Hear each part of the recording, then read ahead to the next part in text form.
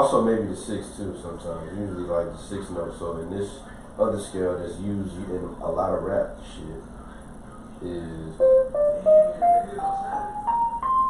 What scale is that? Now this has 3 sharps or flats.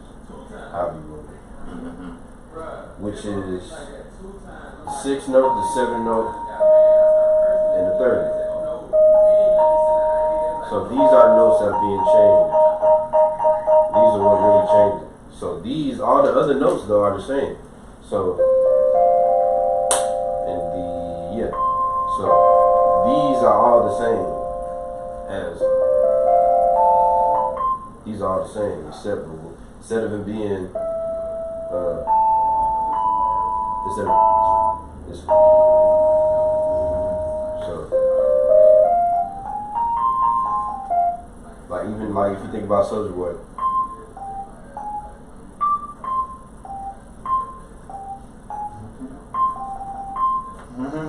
you know what I'm saying? Like that's where that shit come from. Like a lot of rap. Scale one more time. One more time. Okay, so that's A, right? Well, this is a C. No, that's C. This is a C. It just says A, but this is a C. This is a D. This is D sharp, right? D. Yes. Then F, G, which is G sharp or A flat. A sharp or B flat, and then C. I got it right down. My bad. I got distracted. It's all good. Now the thing is, the pattern that you have in this thing, you can apply it to any set of notes depending on where you start. Okay. So what are the notes in this scale? I'm writing it down. So in this, you got the one scale that has like 1 flat, which is just the one with the 3rd note is flat. So you got.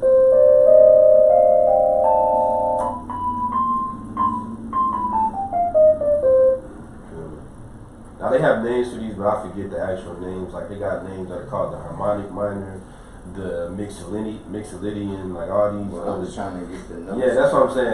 Yeah. So that one is C, D, E sharp, F, G,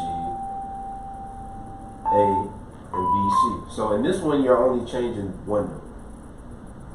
which is the 3rd. Now you can do one that you're changing 2.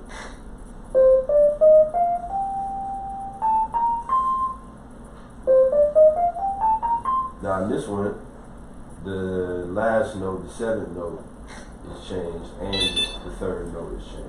Okay, so in the rapper one, there were 3 notes changed, right? Okay, in the 3rd one, it's the 6th, the 7th, and the 3rd that are changed.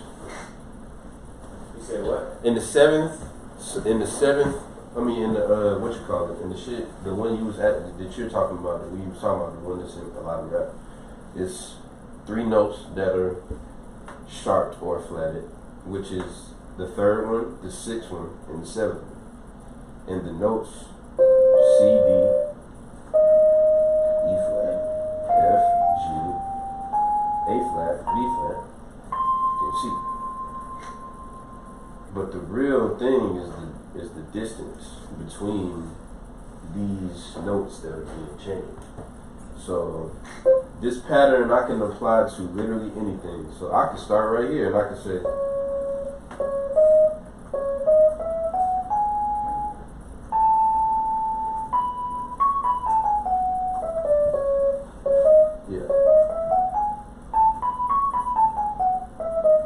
which is the same.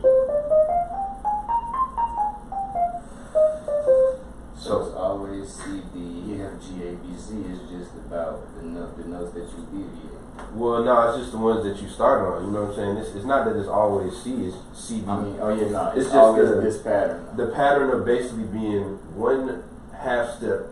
Like basically, so how they define it is like from here to here is a whole step. You feel me? So basically, the scale is different. They switch with the amount of whole steps and half steps that are in them. I see. You feel me? Yeah. So the regulars in any, if you do a major scale, no matter which notes you start on. So like I said, if I start on a E and I do a major scale, the thing is always the same. The pattern is always the same when you do a major scale. So it's from yep.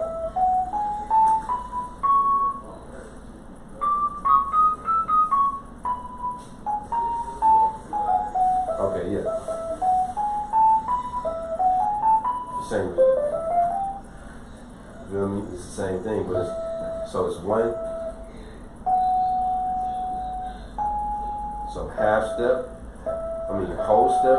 Whole step, half step, whole step, whole step, whole step, half step.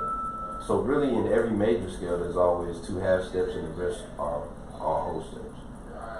And where you change from, so this is represented as a half step. Yeah, from like D to D sharp would be a half step, right? This. Okay. These are all half steps. You know what I'm saying? So with the same pattern, and that's why, like, even no matter what, like, once I, like, say, I know you seen we used to play in the fucking church and shit, and we wouldn't necessarily have to talk about anything, because if somebody started some shit, after I figure out where we at, I know all the language that is applied to this scale. You know what I'm saying? Yeah. Like, so that's really all it's about. Is like once you figure it out, and you'll know.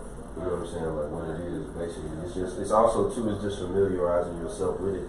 One thing that did help me was literally playing along with songs. Like I would load a song into this shit, and I would play with the beat. I used to do that shit when I first started making beats, but I used to do that shit for hours, bro. And that shit helped me realize, like, it's just understanding the patterns, you know what I'm saying? Yeah. So now at this point, it's like, alright, well, I can figure it out faster, you know what I'm saying? But you definitely, the more, like, if you just take some time to literally just play along with some songs, and that way, because every song ain't even all the way always gonna be in 0 tune. You know what I'm saying? We just got lucky, but like if I loaded some hip hop shit in here when niggas be tuning their shit and they be like different tuning, then you might have to change this. And that's like or is that the octave? Is that like this is the tuning. You know what I'm saying? So yeah, I see what you're saying. Basically they define this in cents. C-E-N-T-S. I totally understand. Yep. So it's either 50 cents sharp or 50 cents flat. You know what I'm saying? So if you go into if you load a lot of samples, because like when you're playing like instruments, especially back then, like the tuning, when you tune with the band, it's not always to the 0 cents tune. You tune in like to somebody. So if I'm the trumpet leader, then like I'm playing the note and I'm getting y'all to be in tune with me, because we don't have time to go and get a tuner and just everybody like a concert band. That's usually what happens in a concert band. In a jazz band, usually whoever is the like. It might be the bass even, like, you might just wait for the bass. The bass will play their notes and we tune to them. So it could be however many cents, sharp or flat. So a lot of them jazz songs are not in the they're not in the 0 cents tune. A lot of them shits be sharp or flat, you know what I'm saying? One way or the other, especially when niggas recorded all the hot air, the room, and all that shit. So that's why now, like, if you do sample that shit, it might be harder to find the shit of that shit, because your shit might not even be tuned properly. Like, you know what I'm saying? Because I've seen niggas try to find the key of a sample, but they can't because they don't understand that they gotta tune it up or down. Yeah. You know what I'm saying? So that means just all the notes sound wrong no matter where they're at. Yeah. I feel like since I'm not as much of a homegrown instrument player, yeah, I think that my way of figuring out the key would probably be singing or some shit like that. That works too. On different mechanical ways. That works too. You know what I'm saying? That works too. But the one thing about the new auto tune, which also is also why I was trying to get that shit, is because you don't need none of that shit. It just bases it off the sound. It gives you options. That's why I was trying to put it on this shit, but. You know what I'm saying? For anybody to be able to come on and use that shit. You know what I'm saying? But the only thing is that I can't use it because the OS is too old. So we gotta put on like the older version of the program on it. You know what I'm saying? But it's cool though. You know what I'm saying? But yeah, I mean, either way, I'm I still. like this. I feel like the sound that you have and we have is kind of unique anyway. I feel like it's homegrown. That's because I'm always get that shit right exactly how it is. Like even beyond the notes that are just in the scale. Like I get the notes that are in the scale that niggas is using. You know what I'm saying? And so coming from you, the actual kind of like filter or molder of some of our sounds when it comes to the auto-tune, are you saying that you could achieve that with them programs? That's what you're saying? Nah, not with that. I mean, that's what I was just saying that for the people, other people. I was saying for other people when they come, like, let's say I'm not here and niggas want to record and they want that shit to be sounding like without having to wait for me. You know what I'm saying? Like, that's really what I was thinking about. Yeah, that makes sense. I feel like at this point, no, like not even on no funny shit. Just on certain programs, I feel like I could really use that to really just like make me better automatically, straight up. Like it's like Addictive Drums is one of them things. Addictive Drums literally it'll make shit. That shit make you sound like motherfucking Tony Royce to a goddamn motherfucking what's that nigga name? Billy Cobham. Billy Cobham, my nigga. You should watch the videos of Billy Cobham. If you play drums, you play drums like this. Straight up. Really crazy. He's the hardest nigga ever. He's black. He's a black bald dude. Well, he got bald hair. But you know what I'm saying? He played with Mahavishnu Orchestra. That fucking jazz band. I'm telling you, this nigga was insane. Watching that nigga play, and then what's crazy is niggas sample his song on his, cause this is why we telling niggas. So they, how back in the day, bro. Every nigga in the band also had a band. So he had a band that was the Billy Cobham band, and you know what I'm saying? And those niggas, one of the, that 93 Until Infinity shit was sampled from his album. So he be getting paid for that shit too, you know what I'm saying? This is how we chill from 93 T. Yes, man. I'll still pull up some Billy Cobham footage. This nigga is going crazy.